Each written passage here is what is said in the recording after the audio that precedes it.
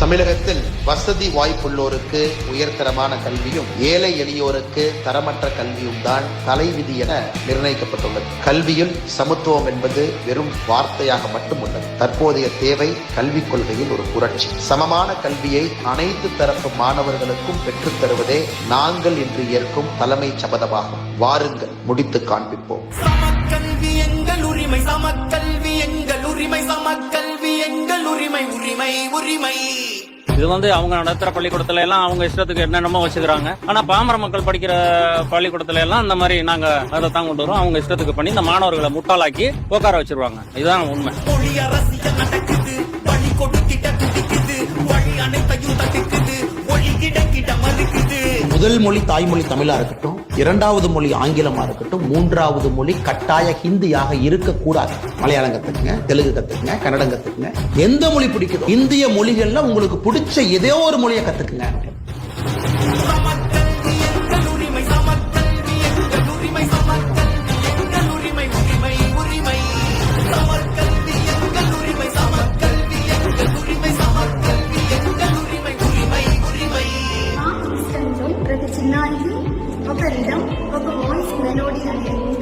हमारे विद्यालय में कंप्यूटर व प्रोजेक्टर पद्धति द्वारा खेल खेल में भी शिक्षा प्रदान की जाती है. ஹிந்தி எதிர்க்கும் கூட்டம் இங்கே ஹிந்தி பள்ளி நடக்குது. அவர்கள் பெற்ற பிள்ளை அங்கே பல மொழிகளை படிக்குது.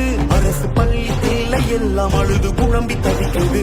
அனைவரும் சம கல்வி கேட்டால் கருப்பு கொடியை பிடிக்குது. என்னடா உங்க சட்டம் திட்டம், படிக்கத்தான் போடுற நீயும் வட்டம், ஒப்பிங்க மட்டும்தான் கைய கட்டும். நாங்க உச்சத்தை தொடும் வர அடங்க மாட்டோம். சமக்கல்வி எங்கள் உரிமை, சமக்கல்வி எங்கள் உரிமை, சமக்கல்வி எங்கள் உரிமை, உரிமை உரிமை. சமக்கல்வி எங்கள் உரிமை, சமக்கல்வி எங்கள் உரிமை, சமக்கல்வி எங்கள் உரிமை, உரிமை உரிமை. இப்ப இருக்கிற இளைய தலைமுறை என்ன அப்பான்னு அழைக்கிறத கேட்கிறப்பவே ரொம்ப ஆனந்தமா இருக்கு. என்ன அப்பான்னு அழைக்கிறத கேட்கிறப்பவே ரொம்ப ஆனந்தமா இருக்கு.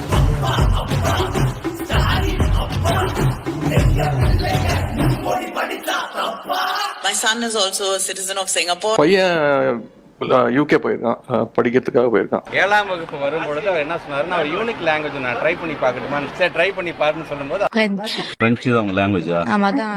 தமிழ் கிடையாது. நான் தமிழ் எடுக்கல. வெளியூரின் பிள்ளைகள் படிக்கும் மொழி கல்வி எளியூரின் பிள்ளைகள் படிக்க கூடாதா? உங்க வீட்டு பிள்ளைகள் மும்மொழியினை படிக்க எங்க வீட்டு பிள்ளைகள் படிக்க கூடாதா? பொருளாதார ஏற்ற இறக்கம், புதிய கல்வி கொள்கை நொறுக்கும் வாழ்வில் பல பாதை திறக்கும் வரலாறு உன் பெயரை பதிக்கும் புதிய கல்வி.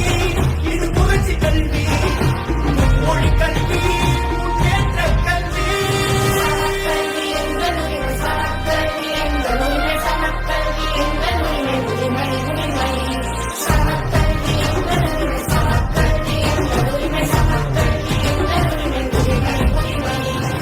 கற்றது கைமணாலும் கல்லாத உலகம் மாதிரி எவ்வளவுமே தெரிஞ்சுக்கிறது நல்லது.